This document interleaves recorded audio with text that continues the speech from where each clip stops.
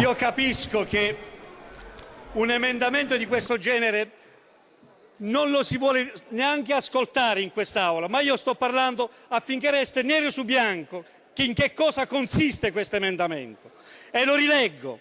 I membri del Parlamento non possono esercitare l'attività di avvocato per la durata del loro mandato. Ecco, vi invito a riflettere che è successo in questi anni.